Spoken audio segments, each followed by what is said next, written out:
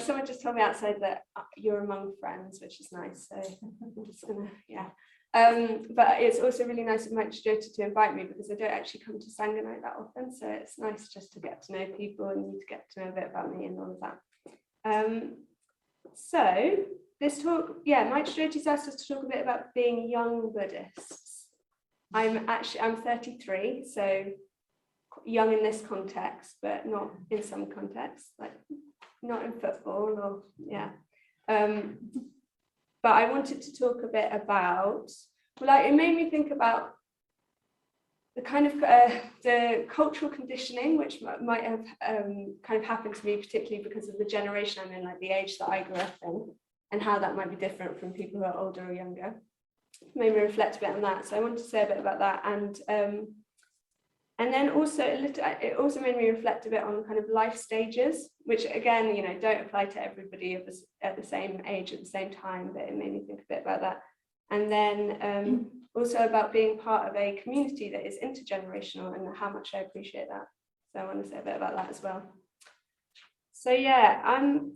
I first encountered Buddhism at the London Buddhist Centre when I was about 25.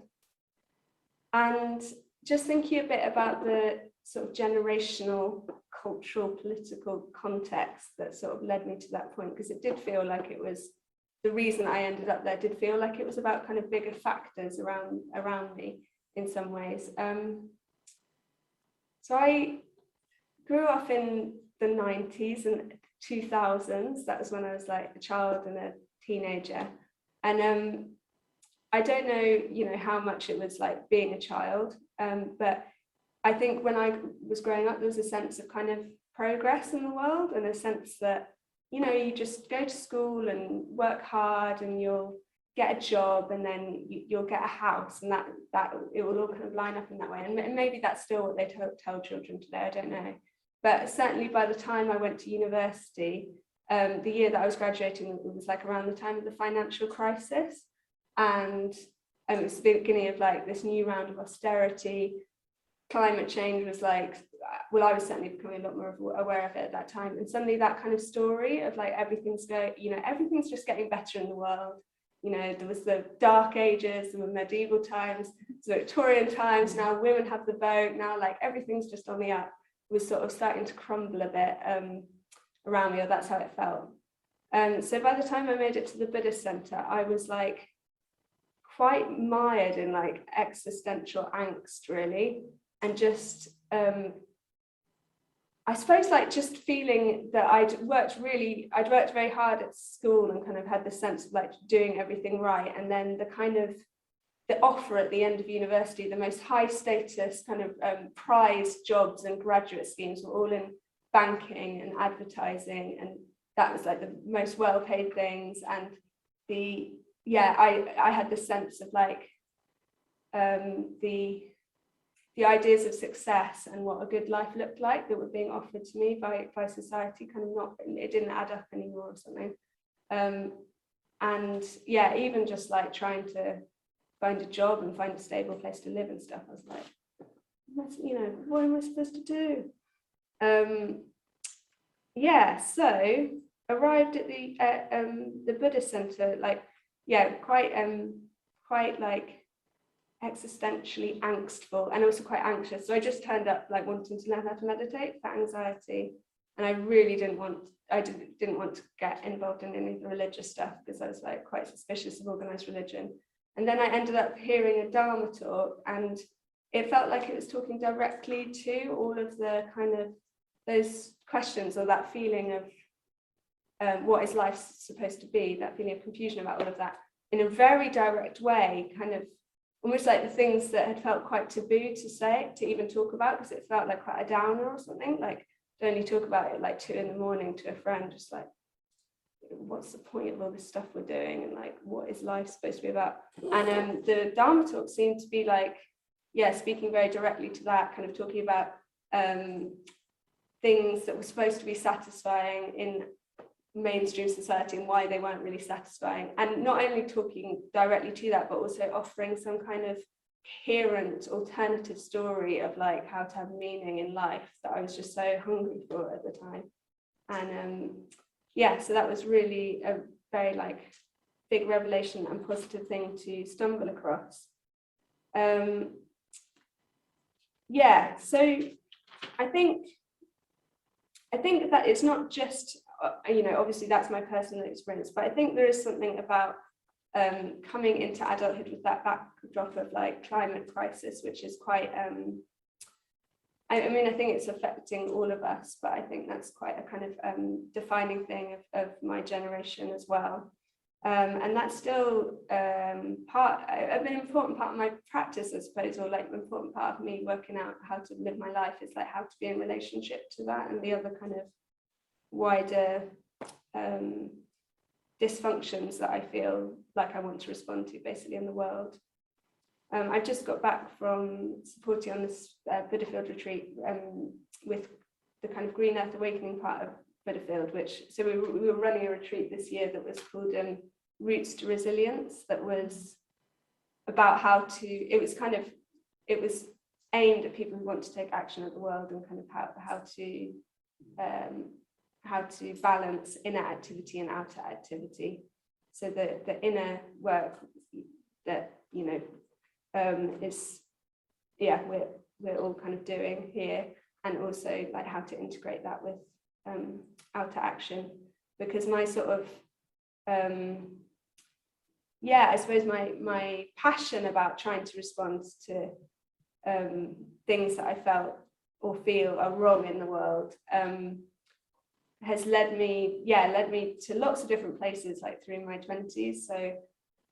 at some points it felt quite almost like frantic, like I was desperately trying lots of different things to try to do something which felt kind of meaningful and like it was making a difference. And yeah, and it didn't feel sustainable to be kind of going from I was like trying to work in policy because that could like influence the government, and then I was like, no, that's not enough, and then trying to do activism and because yeah, feeling that would be more direct, and then, you know,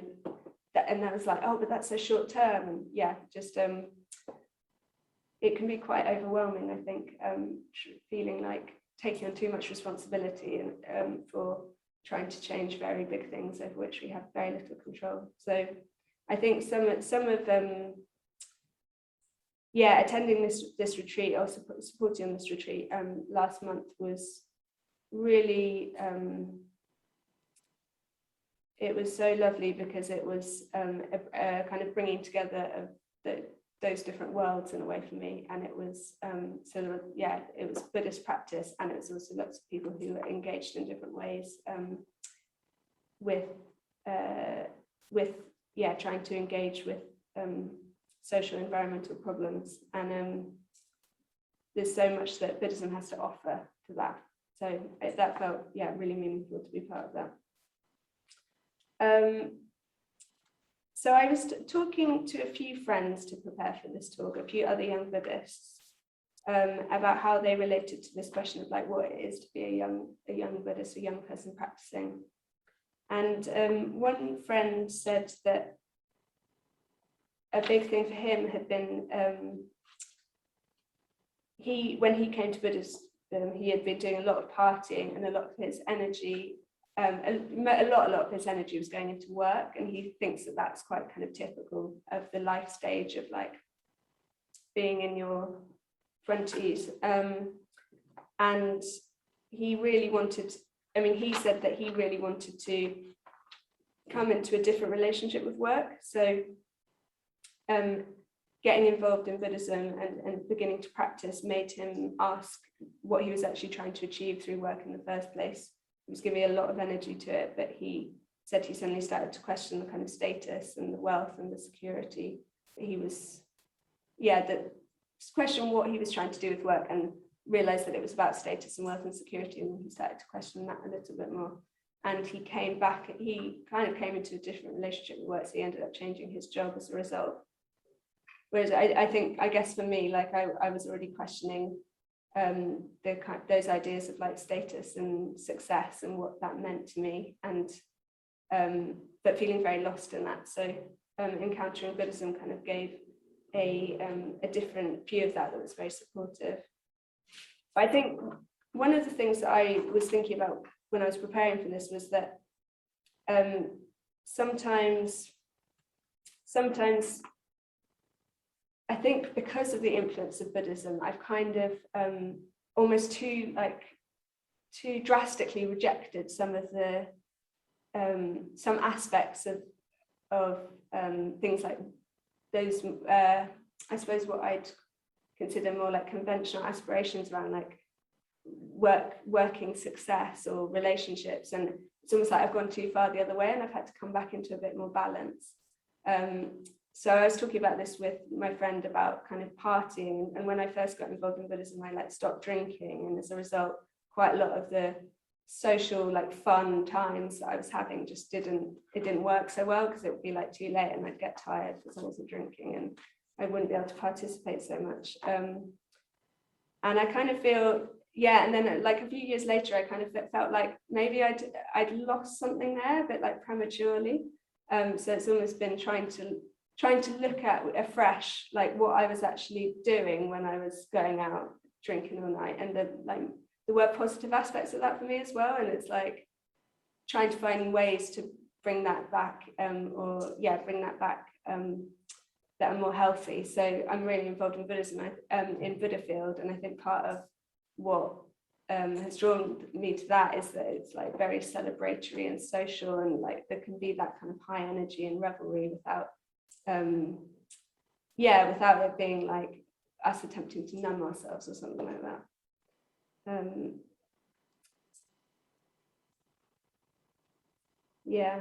And I think it's been a little bit similar with work, in that I think at times having that influence around Buddhism has made me question my ambitions around work, or made me shy away a bit from strong aspirations, because I'm like, oh, that's, you know, I don't want to be too attached to that, or worrying about the way my ego is involved, and kind of feeling really passionately about something that I'm doing through my work. But I suppose now I'm trying to come into a more kind of loving relationship to that energy of like aspiration, and see the positive side of that can be very creative. It can be it can drive a lot of things, that kind of that strong kind of ambitious energy, and just trying to kind of apply some discernment around that, and use it in service of positive values. So I think the final thing I wanted to talk about was the intergenerational community aspect of our Sangha, which I so value, because actually a lot of other areas of my life, I'm just hanging out with people the same age as me, basically. I've spent quite a lot of time in northeast Brazil, and I remember, so my friends over there, I remember being at a barbecue with them, and we all ended up like dancing to pop music together in the living room. And I remember just suddenly being really struck by the fact that like there were people there of all ages. So there were people my age, and then their parents were also there, and then like, you know, baby niece was also there. And there was no sense of kind of embarrassment that the parents were there dancing as well. It was like just really, everyone was just really enjoying like being there together. And I just have had so few experiences like this in this country, maybe occasionally at weddings or something, but and I'm sure there's lots of people in this country who do have much more like intergenerational kind of community, but that has not been my experience growing up. So it's just been really rich to me, like being part of the Sangha and starting to have friendships with people who are older, and recently people who are younger, who I'm just like so staggered by how amazing they are. I was talking about this with a friend, and she said how this was the thing that she brought up as well. And she said how healing it's been for her to have friends in her 50s and 60s, and female friends who are like kind of her mum's age, and that's been just really important to her, almost like alternative parent figures who she can connect with in a different way. So I think just a final kind of thing on that is one aspect of that that's been so valuable to me was like growing up through my 20s and seeing these older women who were living lives that didn't always kind of fulfill those kind of conventional things that I think I'd sort of absorbed as how to have a happy and meaningful life, like, yeah, having a successful career and having children, and actually being around women in their 40s and 50s who haven't had children and who seem to just be like living a really rich life that has a lot of connection and a lot of meaning in it, has been really massive and valuable to me. And I think yeah, right now I'm in a situation with work where I feel proud of what I'm doing, but I think similarly, like having been around so many older people who I really respect and I feel are kind of really doing valuable things with their life, but it isn't through this path of pursuing career success, it's just like freed up a lot of space for me in my life to kind of not pursue that when I'm making choices about my work. Yeah, and similarly with the thing around children, because I'm 33 now, it's like, you know, it's a kind of theme that's there of like, I don't know whether I'm going to have children or not, but I think compared to some friends I know, I think that question has a lot more space around it than it might have done for me had I not been around so many people making a kind of meaningful life and talking about those kind of questions quite openly. I feel really lucky that I've spoken to older women who have children and have spoken about how that is with their practice and the challenges in a really real way, and also spoken to women who haven't had children and you know, obviously everybody's different, but that's just been so valuable to me.